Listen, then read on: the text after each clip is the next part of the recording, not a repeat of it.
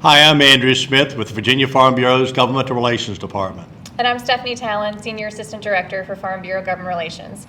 Welcome to our 2022 General Assembly weekly video updates. We're so excited to be back in person. Andrew, it's great to be with you back here in this room again doing these updates.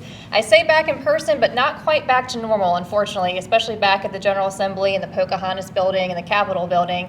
Andrew, what have you seen? You've been down there this week as far as COVID protocols go and things that we're going to have to navigate this year.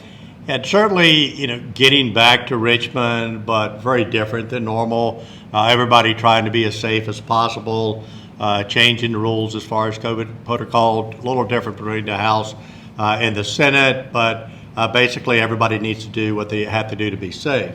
Clerk of the House did a Zoom call updating lobbyists on different protocols and things like that. And so we're going to do our best to be safe and represent the farmers of Virginia.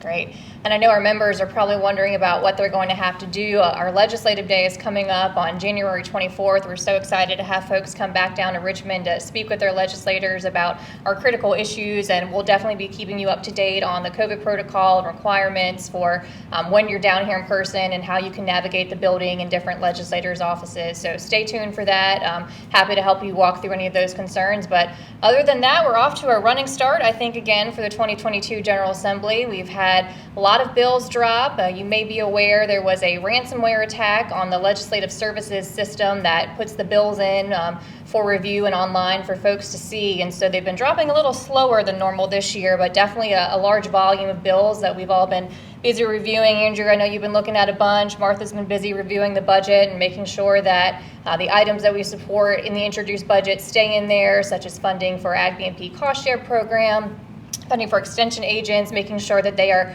compensated, their retention rates are making sure we're keeping that in place.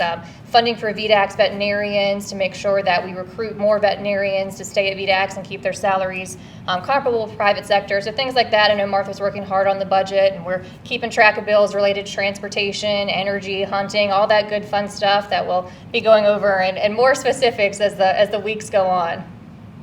Yeah, there are a lot of bills, and there are a lot more to come. As you mentioned, the ransomware really affected what went public. Certainly, we've all been working on bills before a session, but that's really changed the flow of the bills coming out, and we continue to watch, monitor, and start working on them. The ones we didn't know were coming.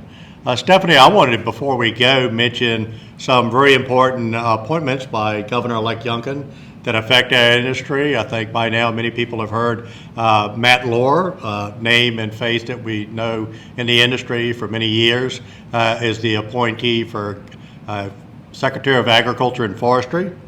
Joe Guthrie, with the same announcement, was announced as the appointee for the Commissioner of Department of Agriculture and Consumer Services.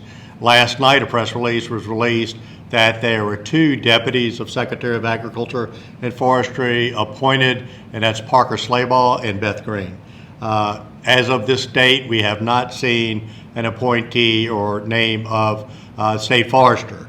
So we look forward to hearing that, and whether it's the current one or a new one, we'll continue to work with that department.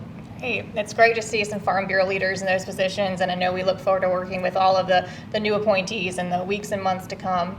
And we're excited to be back with you weekly for our video updates. Stay tuned for next week, and we'll also be sending out via email our weekly newsletter update as General Assembly progresses. So if you're not signed up, you're a Farm Bureau member and you're not signed up to receive those updates, definitely get in touch with somebody from Government Relations. We're happy to get you signed up for those, or comment on this video and we'll make sure to get you signed in. So thanks for joining us. We'll see you next week.